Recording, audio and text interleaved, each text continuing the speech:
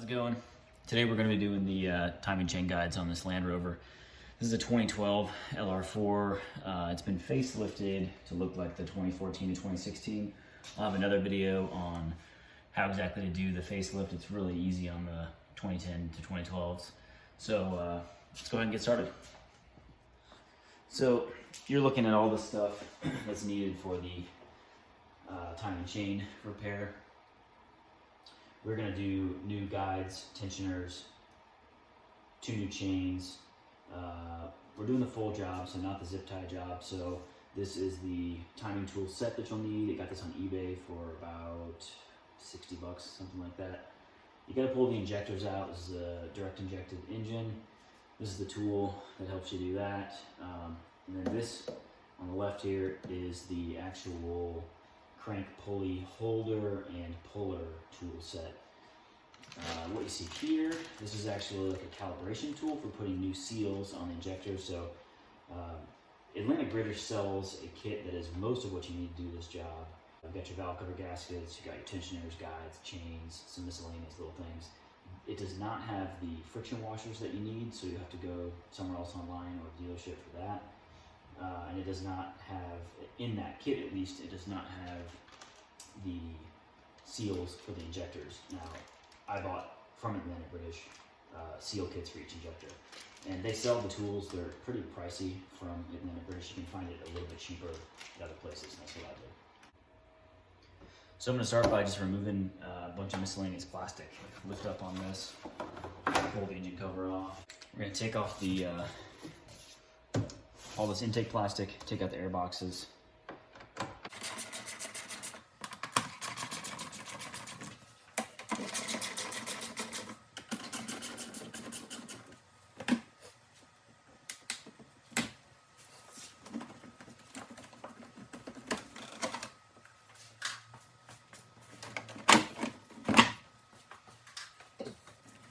Airboxes just lift right out.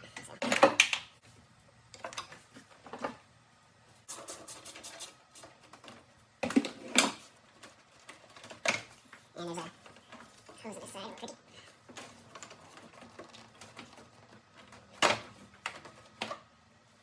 Disconnect the battery, start pulling some of this plastic off. I'm gonna pull the battery out, and then we'll start taking apart this fan assembly area.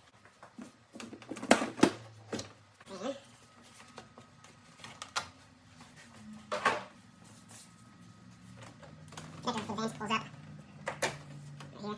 Disconnect.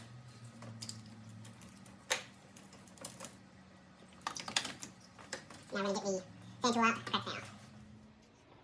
So this fan tool set we got off of eBay. It's got, I think, 32 and 35 millimeter wrenches. Don't quote me on that.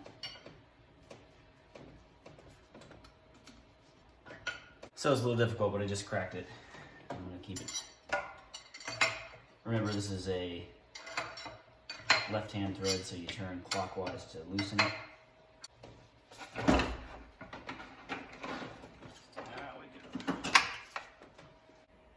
So I'm gonna take you underneath here real quick.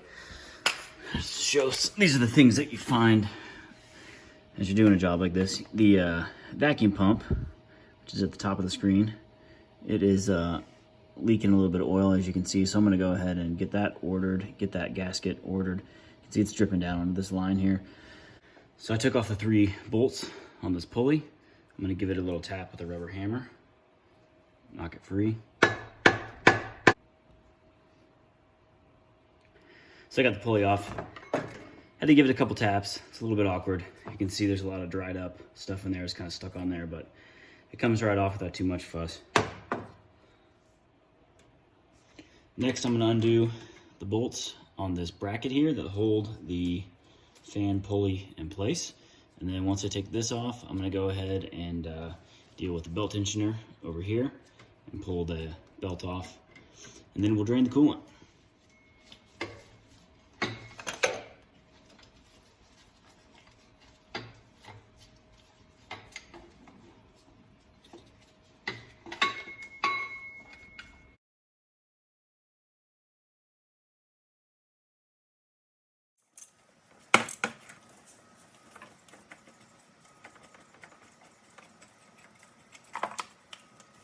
I'm gonna drain the coolant.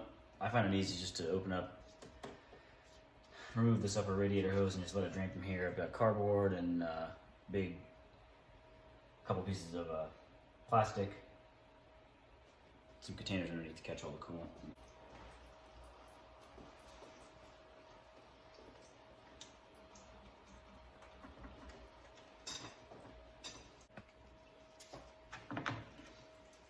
Go ahead and remove the upper radiator hose.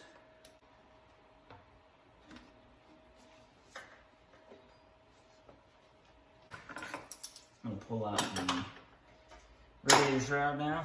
There's a couple clips, some kind of awkward little bits of plastic you got to figure out, but once you get those off, it comes right out. So I finally got the radiator hose out, caught most of the coolant, and I'm going to pull off the power steering pump pulley, and then we will start working on the valve covers. So I'm in the process of taking the valve covers off. I just wanted to show you, I removed all the plastic on either side of the engine. It's held in place with a couple nuts on these studs right here. So it may be possible to get to the coil packs and pull the injectors out without removing that plastic, but it would be a nightmare. And if you look all the way in the back, there is a, let's see, you can't even really see it from here. One of the valve cover bolts. Let's see, they're right there. Can't see it. I don't know how you would get to it if you didn't take that plastic off. So it's a couple nuts, a couple clips, kind of a pain, but you can see it opens up a lot of room, and that'll be really useful when we're pulling the injectors out with the injector tool. So we got pretty clean access. I might take off some of these coolant pipes, but we'll see. Still haven't gotten the valve covers off, but I've finally gotten all the coil packs, all the connectors off the injectors. You can see the rat's nest of wiring now up on top. There are lots of things to disconnect, very little room, pretty well a pain. So I got one of the injectors out, disconnected the fuel rail. Disconnecting it is easy enough. Pulling it off is a huge pain. Neither of the rails on this vehicle wanted to move.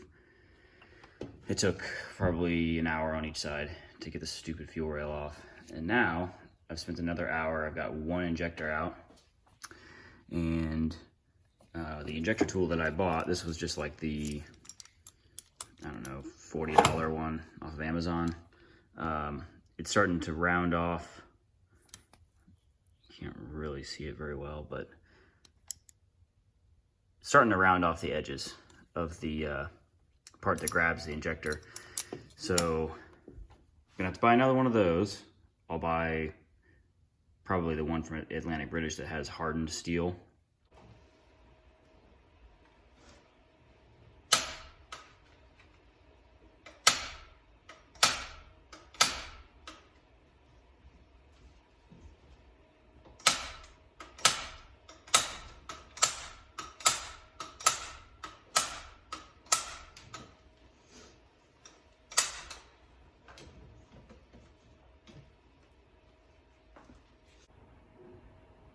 Just want to show you, I had to disconnect the AC lines from the firewall back there. There's 3 bolts. It's not really that hard. It's kind of a pain, but it's pretty straightforward.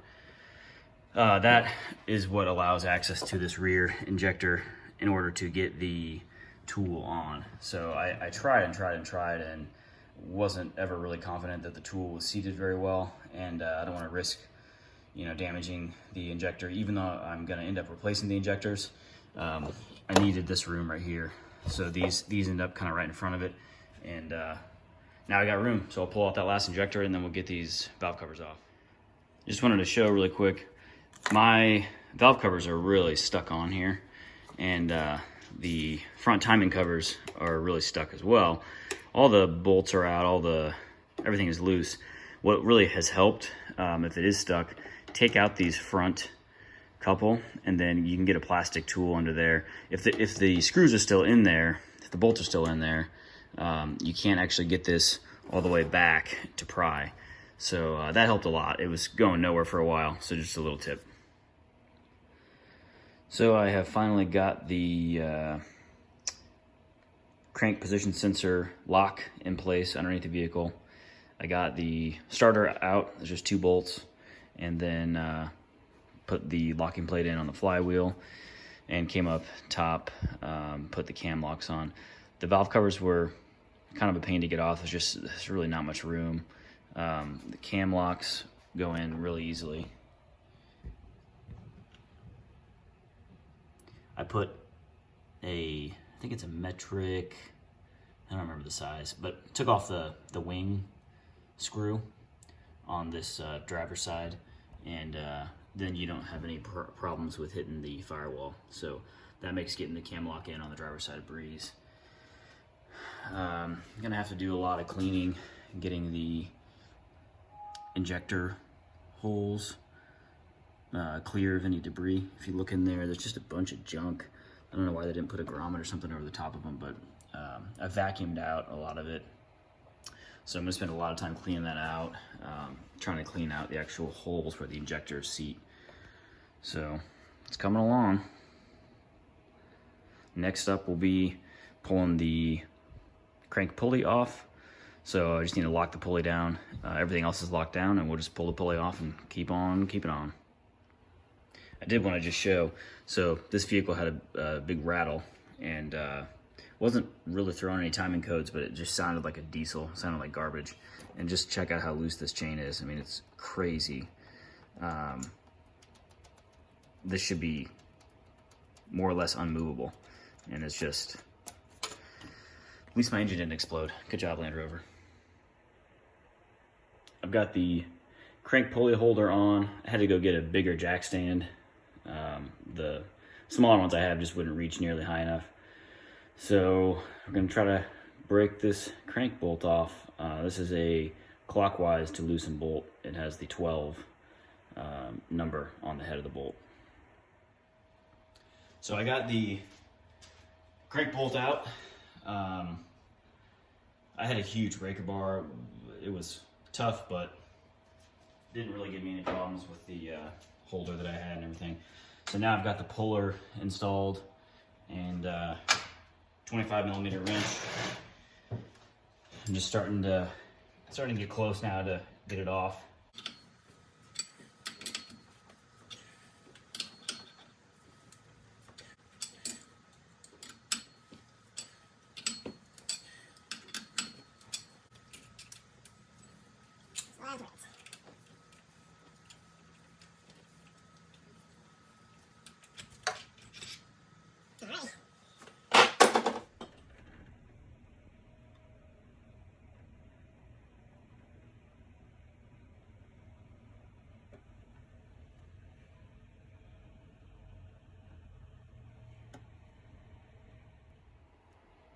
So I've got the chains installed, tensioners, rails, all that. I'm gonna pull the pins, but I just wanna show you there's a little bit of free play in the variators right now. Camshaft sprockets, whatever you wanna call them. The timing marks, if you wanna take a look. Lined up here. This one's a little bit hard to see, but lined up there. And then get close up there. It's not a very good view. We got lined up right there. We're at 6 o'clock down here. Pins are in. Another mark right there. Up top. Right there. And then that one's a little bit hard to see, but also lined up. So I'm gonna pull this pin out. Let's see. And I'm gonna pry up on it. I've heard kind of conflicting things about whether or not you need to, but I'd rather be safe than sorry. I'm gonna make sure that I try to pry right in the middle of this so it doesn't come out. You can see there's some play in it, side to side.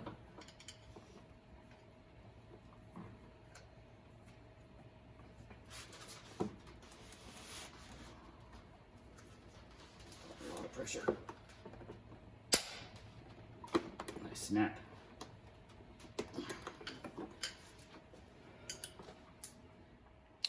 So I'm going to tension the variators now, the cam sprockets.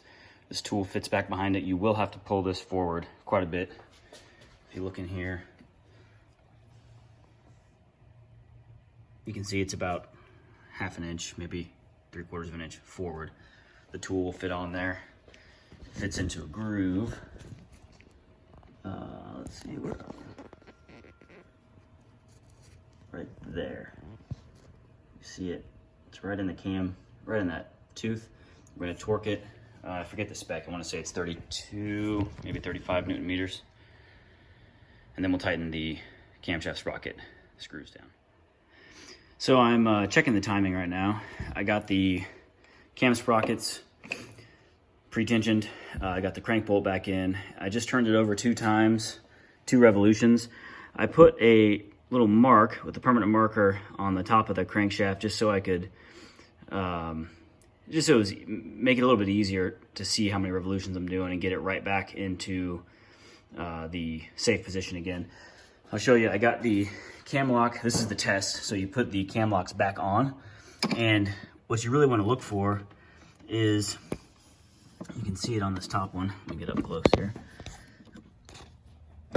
You want to see the cam lock on both the bottom or on both sides of that notch. So you can see it's on that side of the notch and it's up on the top side of that notch. And if I go down to the other cam, you can see, I guess if I turn it like this, you can see it's on, you can see the lock on the right and on the left side of the cam. So you want to make sure that you can see it on both sides. That's how you know that it's dead straight across. So the cam lock is back in. It looks like we're in time on that side at least. I'm going to check the other side. So I'm going to show you the cam locks on this side. Everything checks out. If you look, a little hard to see, but I can see the cam lock, the edge of it on both sides of that cam notch. Same thing up top. I just finished tightening down the crank pulley bolt. It is very tight. You have to have a giant breaker bar. Got the timing covers on with some new sealant. You can see it over here. It's just the high heat RTB. Put a little bead around that. These are all, I think, 12 Newton meters. So next up, putting the valve covers back on and get this thing back together. Here are 4 of the new injectors. I decided to put new injectors in just because I really had to wail on the old injectors to get them out with the tool. So I've already got the passenger side injectors on. Got the coil packs on over here. And now I'm going to do the driver's side. I'll show you how you reinstall the injectors on this side. So to reinstall the injectors, we use the tool again. Clips are not on the injector yet. That's what allows you to get this fully seated. All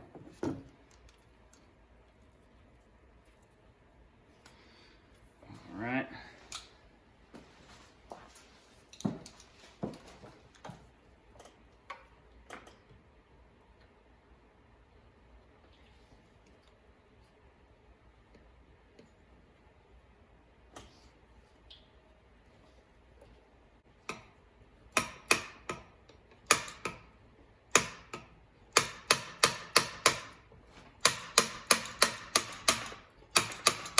And then just give it a few taps.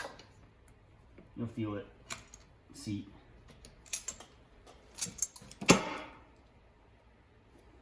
That's it. So I'm going to do the rest of them.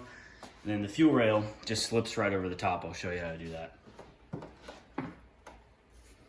So the fuel rail just slips right over the injectors. You kind of work it down from either side.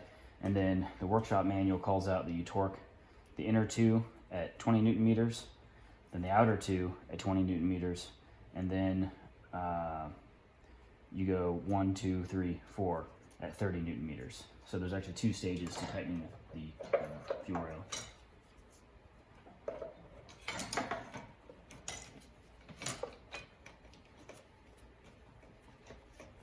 See, they give you plenty of room.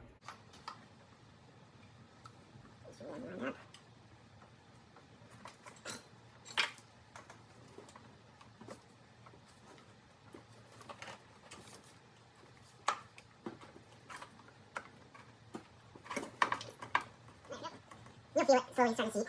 I just kind of rock it back and forth, and then work its way down. Once you get it flush, you get the hardware in. So I just finished up with everything, driven the car around a little bit, and just getting more coolant in it. Filled it up, drove it around, let it bleed a little bit, gonna fill it up again. Everything is good. A few tips and things now that I'm done. It definitely sucks. It takes a really long time. It's been on and off 2 weeks probably, waiting for other parts. The original timing kit that I bought, I can talk you through some of these. This is what goes into the let's see, crank position sensor. And this, when I originally tried, did not fit. It was like rounded on both ends, so I actually had to grind it flat, and finally got it to fit. This was a crappy kit for sure. This was like 60 bucks on eBay. When I went to pre-tension the cam sprockets, the little tooth on here broke off, so crappy weld. For this reason, I had to buy a whole nother timing tool set, and oddly enough, I bought an even cheaper one, and it had a good weld here. Everything worked fine. The crank position sensor lock was the right size, so I don't know what the deal is with this one, but this is what goes in the flywheel. So you take the starter out, put this thing in. It's really pretty straightforward. For the cam locks, put a bolt here. It just gives you more room on the driver's side. It gets really close to the firewall there. So the timing, I would say, really is as easy as, once you get this in place, you know that it's in the safe mode. And then this will fit into the flywheel pretty much anywhere, so that the engine could be, it doesn't have to be in the safe mode for this to fit. So it's really all driven originally by this, and there's a square-shaped hole in the flywheel that is larger than all of the other square-shaped holes in the flywheel. So when you're in the safe mode, this will only fit into that larger hole, so you know you're good. The crankshaft key will be at the 6 o'clock position, and once you're there and you lock the cams down, it can be a little finicky getting these into place, because the valve springs are going to want to turn the cams a little bit. And so what's really important is that you get this so that you can see it on both sides of that notch in the cam. But once it's all in position, you got all the locks in, the timing is actually pretty straightforward. Something I was kind of worried about. I had read on the forums that a few people kind of messed it up, or they got it a few degrees off. And if you just make sure your cam locks are correctly installed, it's pretty straightforward. So that's it. It took a long time, but everything works again, and everything's nice and quiet now.